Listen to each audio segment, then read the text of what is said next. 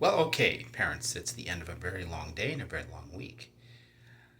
And I was helping a student with PowerPoint, and I was trying to explain to him that you should provide minimal amount of text on a PowerPoint slide or a Google slide.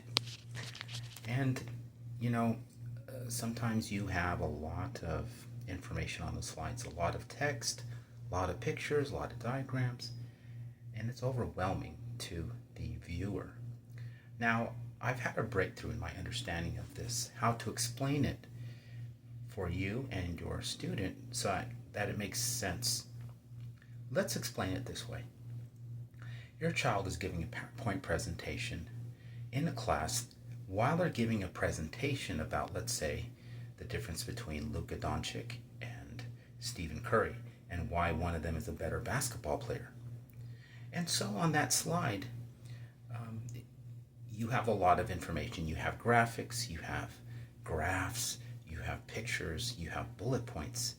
And as you show this slide to your audience and you're talking, it is very unclear to them what they should be doing. Should they be listening to you?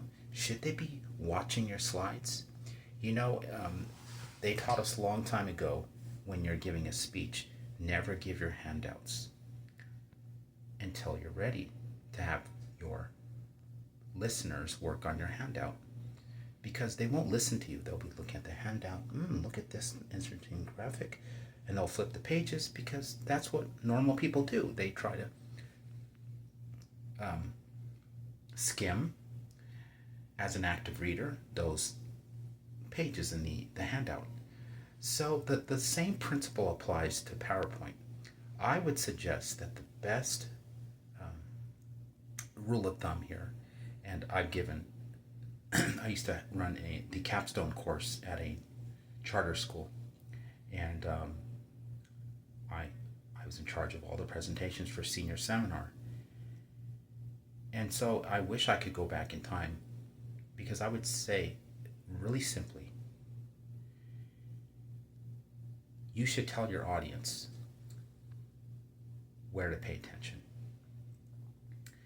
And so a good example of this is your slides are minimal. Okay? Your slides should enhance your speech, your presentation.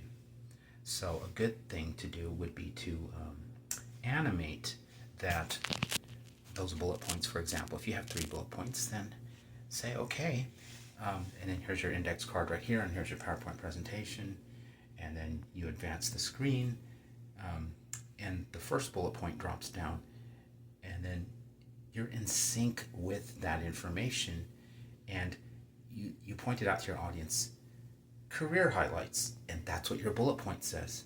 And then you read from your card, and your card says, in his rookie year in 1993, he scored X number of points. And you see how there's this elegant dance between what's on the slide and what I'm saying. The audience knows exactly what to do. They know to look at that bullet point, and you're only showing that bullet point, and they also know to listen to you. It still gets kind of dicey after this, because once you get to your 3rd bullet point and everything's up on that slide, and then you've added your picture in because you press that button, and then the slide and the picture drops down from the animation, the audience is going to be probably distracted with what's on the slide. Another rule of thumb is basically be conscious of what's on that slide. Is it going to add to what you're saying? If it was me, I would actually have a blank slide when I'm talking, if need be, if I really want that audience to focus on what I'm saying.